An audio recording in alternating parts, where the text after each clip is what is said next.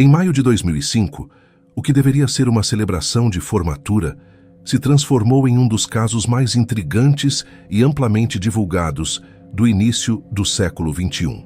Uma jovem americana de 18 anos desaparece sem deixar rastros durante uma viagem escolar para uma ilha tropical paradisíaca. Seus pertences permanecem intactos no quarto de hotel, seu passaporte não foi usado e ninguém consegue explicar seu sumiço. O caso atrairia atenção internacional massiva, desencadearia múltiplas investigações, levaria a inúmeras pistas falsas, confissões contraditórias e uma busca desesperada conduzida por uma mãe que se recusava a desistir. Apenas 18 anos depois, em 2023, o mundo finalmente conheceria a verdade sobre o que aconteceu naquela fatídica noite em Aruba. Uma verdade que só veio à tona por causa de outro crime brutal cometido 5 anos depois, a milhares de quilômetros de distância.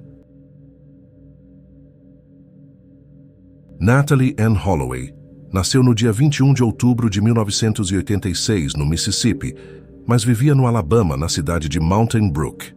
Filha de Beth Holloway Tweety e Dave Holloway, que se divorciaram em 1993, Natalee cresceu com seu irmão mais novo, Matt. Em 2000, sua mãe se casou novamente com George Jug Tweety, um empresário bem-sucedido, e a família se mudou para o Alabama, onde desfrutavam de uma vida confortável. Na Mountain Brook High School, Natalee era uma estudante exemplar, formando-se com honras em maio de 2005. Participativa, ela era membro do National Honor Society e integrava o time de dança da escola. Além disso, engajava-se em várias atividades extracurriculares, demonstrando seu lado sociável e dedicado. Seu futuro era promissor. Havia conquistado uma bolsa de estudos integral para cursar medicina na Universidade do Alabama. Apesar de ser descrita por seus amigos como tranquila, durante a viagem de formatura, ela bebeu mais do que o habitual, como muitos adolescentes fazem em celebrações.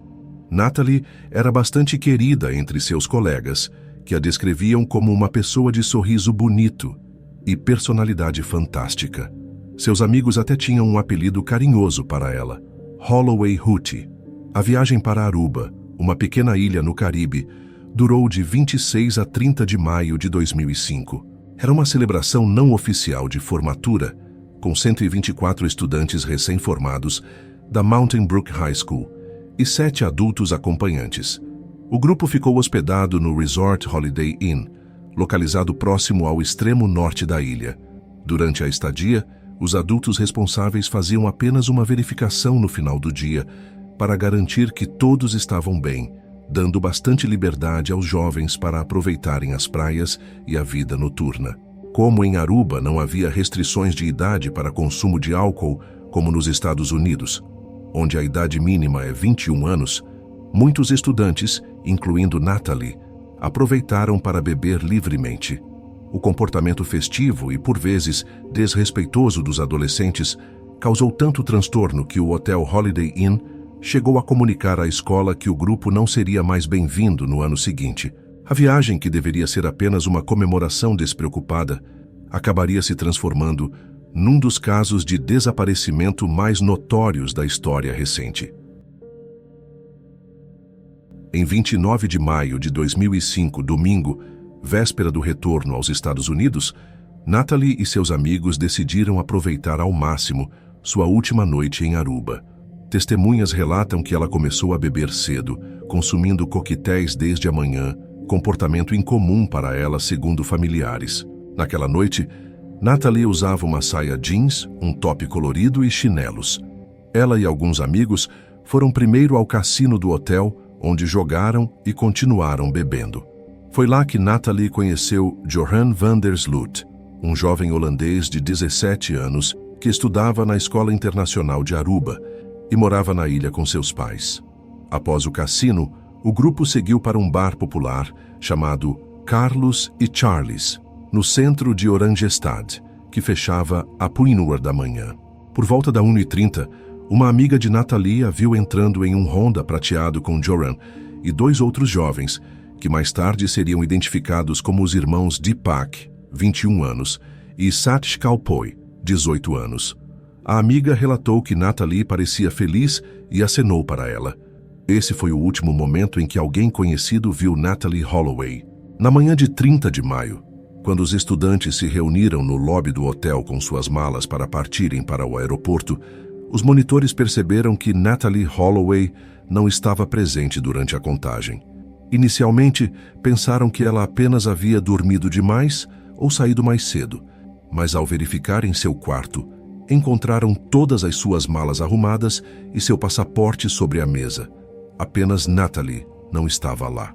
Os adultos responsáveis e funcionários do hotel procuraram por todo o estabelecimento sem sucesso. O grupo esperou por ela no aeroporto até o último momento, mas Natalie nunca apareceu. O voo partiu sem ela, e a acompanhante, que era mãe de um dos alunos, ligou para Beth Holloway Tweety para informar o ocorrido. Ao receber a notícia, Beth entrou em pânico. Para ela, era completamente fora do caráter de Natalie desaparecer assim. Imediatamente, Beth e seu marido Jug alugaram um jato particular e, junto com alguns amigos próximos e familiares, voaram para Aruba, chegando na mesma noite do desaparecimento, determinados a encontrar Natalie. Beth Holloway e seus acompanhantes chegaram a Aruba por volta das 22 horas do dia 30 de maio. Ao contrário do que esperavam, encontraram pouca ação por parte das autoridades locais. A polícia de Aruba seguia um protocolo que recomendava esperar 48 horas antes de declarar oficialmente uma pessoa como desaparecida, especialmente tratando-se de jovens turistas, pois era comum que estivessem apenas aproveitando a ilha. Diante dessa relutância inicial das autoridades, Beth e seu grupo decidiram iniciar sua própria investigação. 3 funcionários do aeroporto privado onde pousaram se ofereceram como voluntários para ajudar, demonstrando a solidariedade dos moradores locais. Eles foram direto ao Holiday Inn, onde começaram a interrogar os colegas de Natalie sobre seus últimos movimentos. As entrevistas com os amigos revelaram que Natalie tinha sido vista por último com um jovem chamado Joran. Uma funcionária do hotel reconheceu o nome imediatamente, descrevendo-o como o jovem bonito que parece um fuzileiro naval holandês e que caça jovens mulheres. Enquanto isso, os voluntários arubianos conseguiram identificar a placa do Honda prateado, que pertencia a Deepak Kaupoy, e o nome completo de Joran van der Sloot. Com essas informações, o grupo foi diretamente à casa da família van der Sloot. Lá, encontraram o pai de Joran, Paulus van der Sloot, que inicialmente negou saber de qualquer coisa. Porém, quando Joran apareceu, ele acabou admitindo que esteve com Natalie na noite anterior, dando início à primeira de muitas versões contraditórias sobre aquela noite. Quando confrontado pela primeira vez, Joran van der Sloot e os irmãos Kaupo apresentaram uma versão que seria posteriormente desmentida. Joran alegou que após saírem do bar Carlos e Charles, eles levaram Natalie para ver tubarões perto do Farol, Califórnia, na praia de Arashi, no extremo oeste da ilha. Segundo ele, depois a deixaram no hotel Holiday Inn por volta das 2 da manhã de 30 de maio. Joran elaborou ainda mais, afirmando que um dos seguranças do hotel teria até ajudado Natalie a entrar. Quando Beth e seu grupo levaram Joran ao hotel para identificar esse segurança, ele não conseguiu encontrar a pessoa mencionada. A verificação das câmeras de segurança do Holiday Inn revelou que Natalie nunca havia retornado ao hotel naquela noite, desmentindo completamente a primeira versão da história.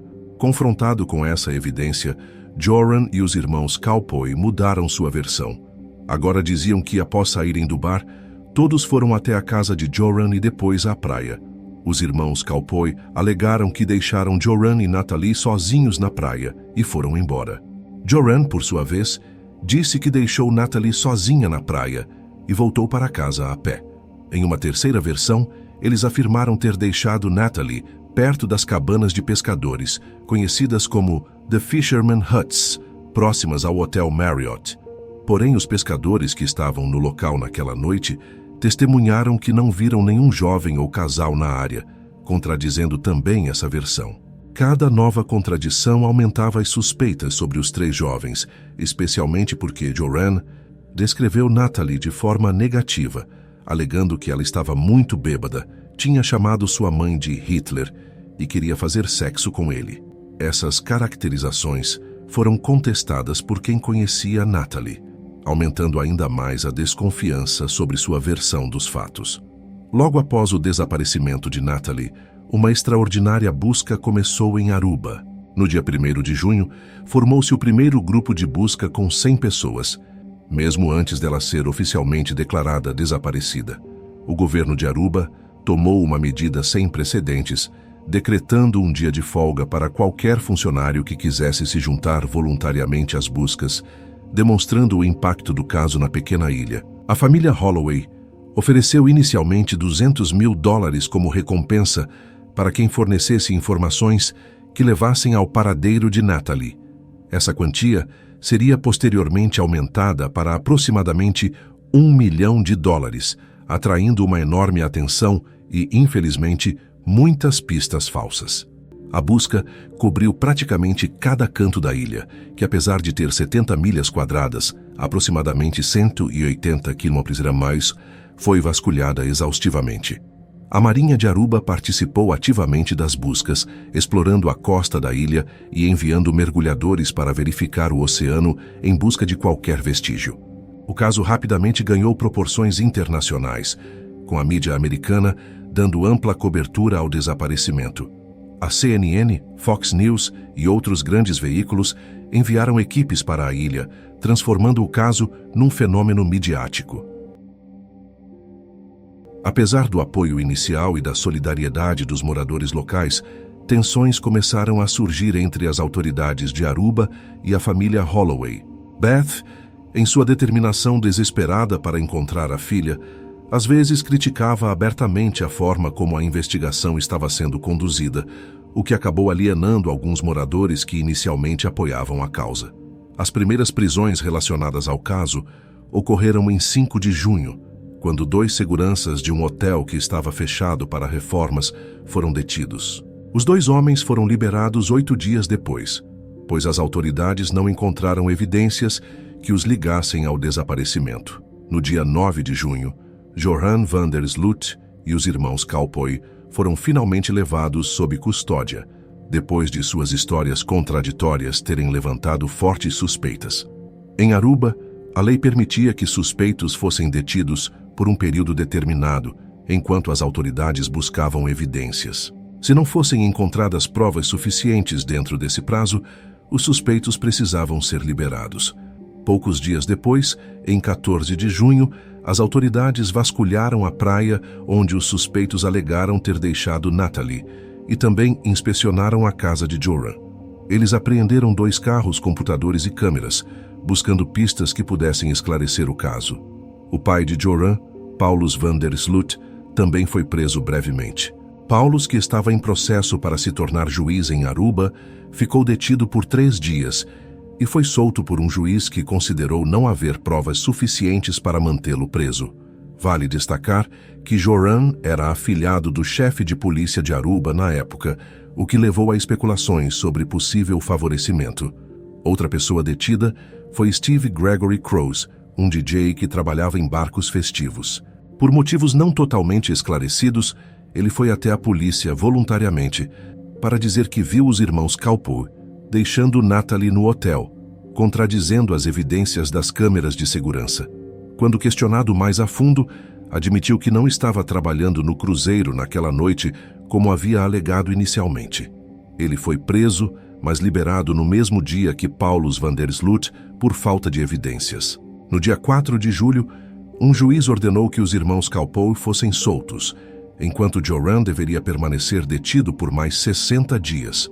A decisão de liberar os irmãos causou grande indignação à família Holloway, especialmente Beth, que criticou publicamente a decisão, o que não foi bem recebido pela população local. A investigação enfrentou inúmeros obstáculos, incluindo uma infinidade de pistas falsas que levaram a buscas infrutíferas. Um dos momentos mais intrigantes ocorreu em 17 de julho, quando alguns fios de cabelo foram encontrados em um pedaço de fita adesiva. Esse material foi enviado para análise no laboratório do FBI na Virgínia, mas os resultados indicaram que os cabelos não pertenciam a Natalie.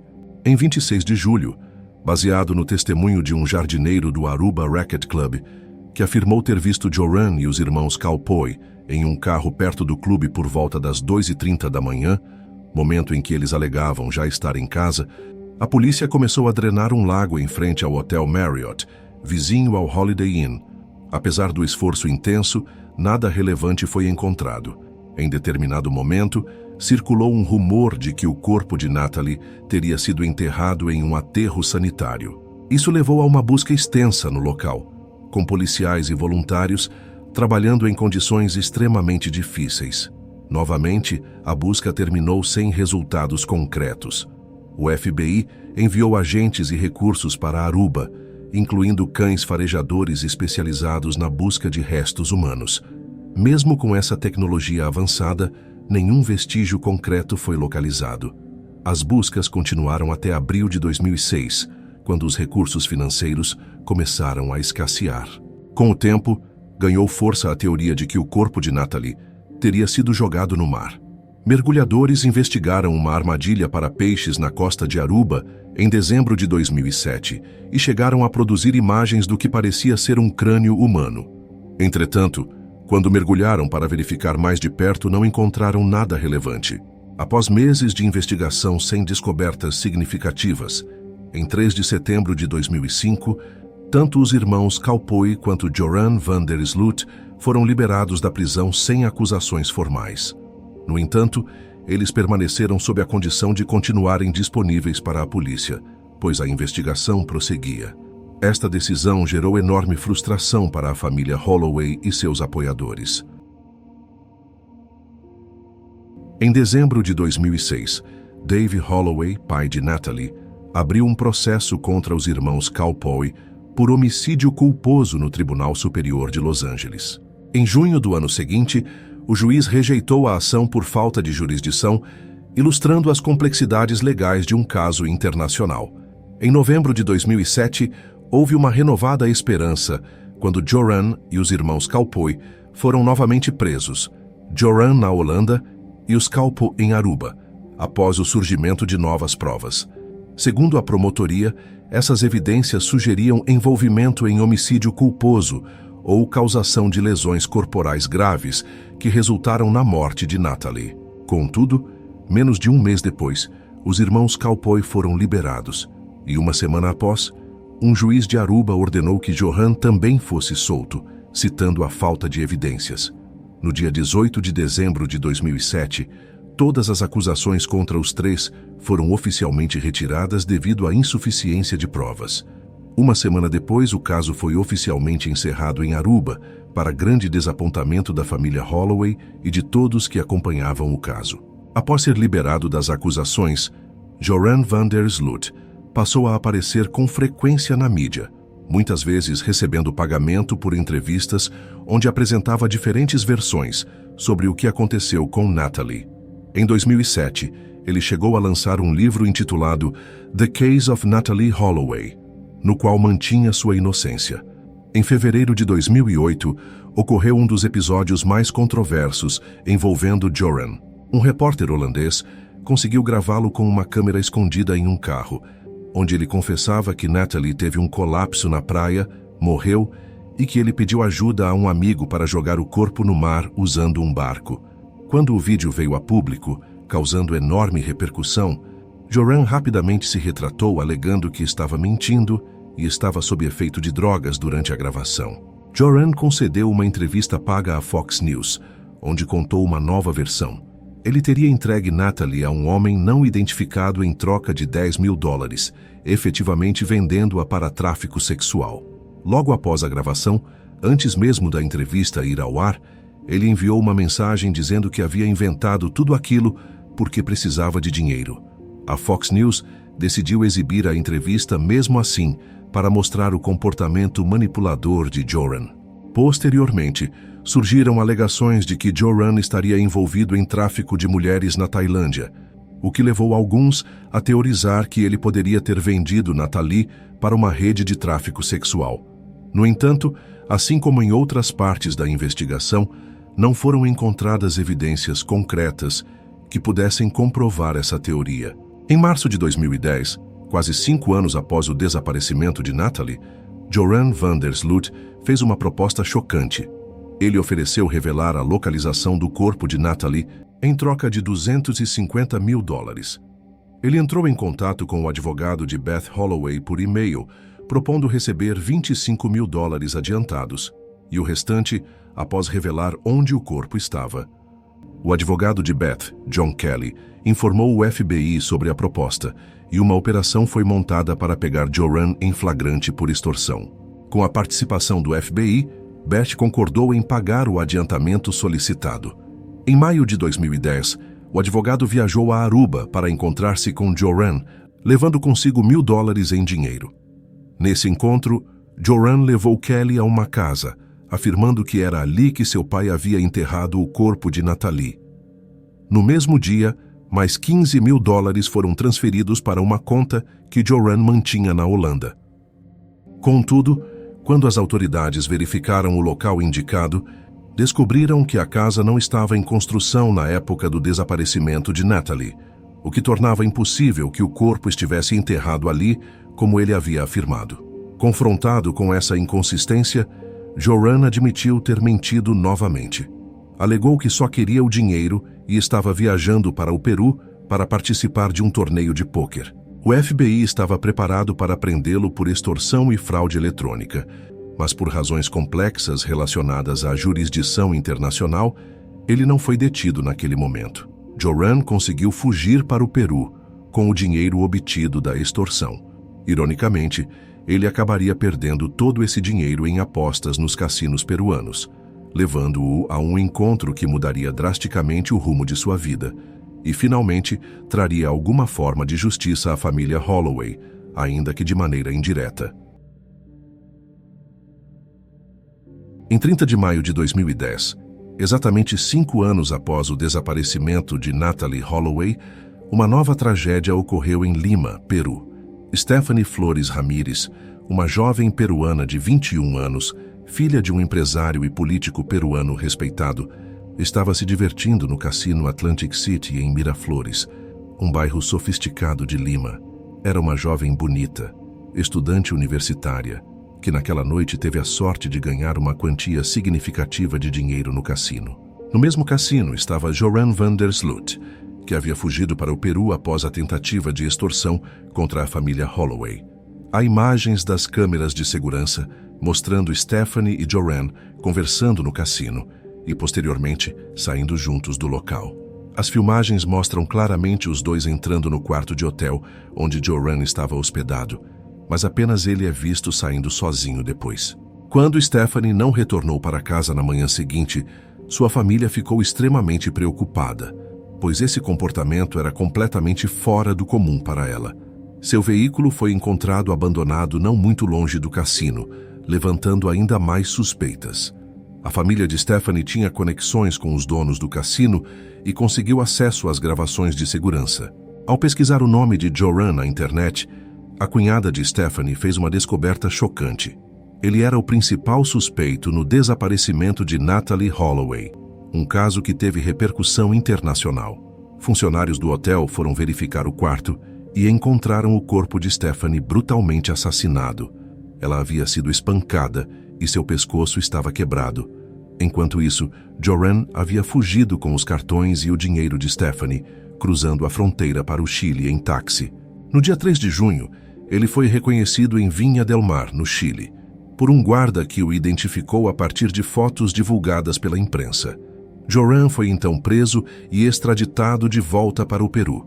As investigações revelaram um detalhe perturbador.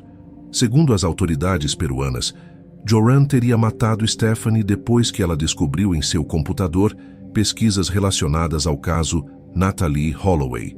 Aparentemente, ela teria visto quem ele realmente era, e isso a colocou em perigo mortal. Em janeiro de 2012, Joran van der Sloot foi finalmente a julgamento pelo assassinato de Stephanie Flores. No dia 11 de janeiro, ele se declarou culpado de homicídio qualificado e roubo simples, alegando que lamentava muito pelo que aconteceu. A promotoria o acusou de matá-la para roubar o dinheiro que ela havia ganho no cassino enquanto sua defesa argumentou que ele agiu sob extremo trauma psicológico sofrido durante a saga do caso Natalee Holloway. Apenas 2 dias depois, em 12 de janeiro de 2012, a pedido de seu pai Dave e contra a vontade de sua mãe Beth, Natalee Holloway foi oficialmente declarada morta por um juiz no Alabama. Era um movimento legal necessário para encerrar formalmente o caso e permitir que a família tivesse acesso a fundos guardados para os estudos de Natalee, que poderiam agora ser usados para ajudar seu irmão mais novo, Matt.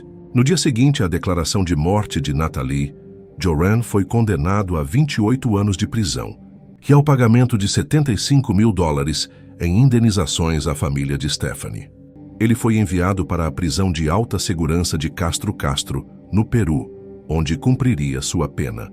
As autoridades peruanas concordaram que, após cumprir sua sentença no Peru, o que o tornaria elegível para libertação apenas em 2038, ele poderia ser transferido para os Estados Unidos para enfrentar as acusações de extorsão e fraude eletrônica. Em julho de 2014, enquanto cumpria sua pena, Joran se casou na prisão com sua então namorada, Lady Figueroa, de 24 anos. A cerimônia aconteceu dentro da própria penitenciária. Anos depois, em 2021, ele recebeu outra condenação no Peru, desta vez por tráfico de drogas dentro da prisão onde estava encarcerado, somando mais 18 anos à sua pena. Durante todos esses anos, o caso de Natalee inspirou diversos documentários, livros e filmes. Beth Holloway transformou sua dor em ação, abrindo centros de apoio para ajudar famílias de pessoas desaparecidas, compartilhando sua experiência e oferecendo recursos para que outras famílias não enfrentassem as mesmas dificuldades que ela. Em 10 de maio de 2023, 18 anos após o desaparecimento de Natalee, surgiu uma virada surpreendente. O Peru concordou em extraditar temporariamente Joran van der Sloot para os Estados Unidos para enfrentar acusações de extorsão e fraude bancária relacionadas à tentativa de obter dinheiro da família Holloway, em troca de informações sobre o paradeiro de Natalee. O acordo era que Joran deveria retornar ao Peru assim que os procedimentos legais fossem finalizados nos Estados Unidos. Poucos dias antes da viagem, ele se envolveu em uma briga na ala prisional durante o horário de visitação. Segundo seu advogado, Máximo Altes, Joran sofreu cortes nos dedos e hematomas ao defender um amigo que estava com ferimento na perna. Em 8 de junho de 2023, ele deixou a prisão de Lima em um jato do FBI e voou por 6 horas até o Alabama. Chegando em Birmingham no dia seguinte, inicialmente se declarou inocente das acusações de extorsão e fraude eletrônica. Após a acusação, as autoridades o transferiram para a cadeia do condado de Shelby. No dia 18 de outubro de 2023, Joran retornou ao Tribunal Distrital dos Estados Unidos para fazer um acordo judicial. Foi nesse momento crucial que, em troca de benefícios legais, ele finalmente decidiu revelar o que realmente aconteceu com Natalee Holloway. Após 18 anos de mistério, mentiras e teorias, a verdade sobre o desaparecimento de Natalee Holloway finalmente veio à tona através de uma confissão supervisionada pela juíza Ana Manasco. Joran van der Sloot admitiu ter assassinado Natalee e descartado seus restos mortais. De acordo com sua confissão após saírem do bar naquela noite, Natalee pediu para retornar ao hotel.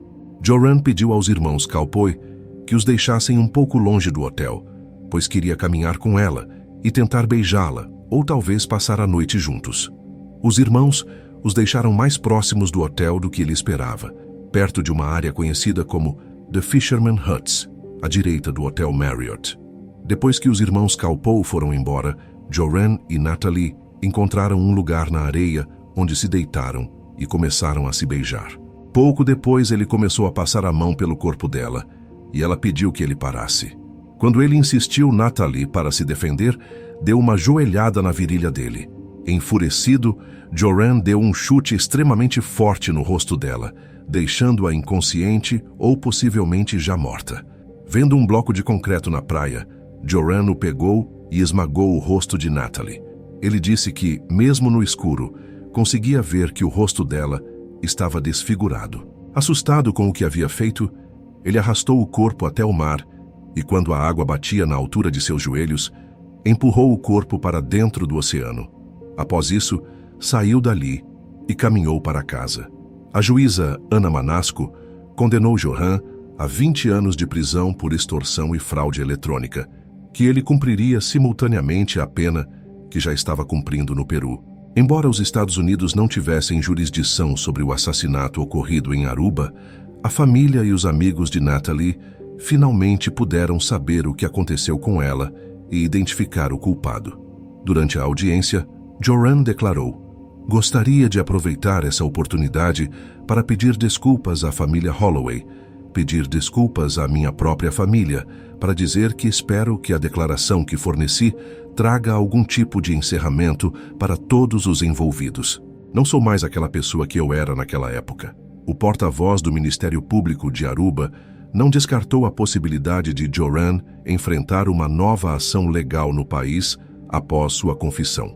A investigação continua aberta em Aruba e as autoridades solicitaram que o Departamento de Justiça dos Estados Unidos enviasse documentos judiciais oficiais para análise. Joran van der Sloot deve passar mais 20 anos encarcerado nos Estados Unidos, além de sua sentença no Peru. De acordo com a lei peruana, que proíbe penas superiores a 35 anos, exceto prisão perpétua, ele está programado para ser liberado em 10 de junho de 2045, exatos 35 anos após sua prisão original. Na audiência final, os pais de Natalie, Beth e Dave Holloway estavam presentes para ouvir a confissão de Joran. Em uma carta ao juiz, Dave chamou Joran de "o mal personificado". A confissão ocorreu no Tribunal Federal, a poucos quilômetros da escola onde Natalie se formou, apenas 3 dias antes do que seria seu 37º aniversário.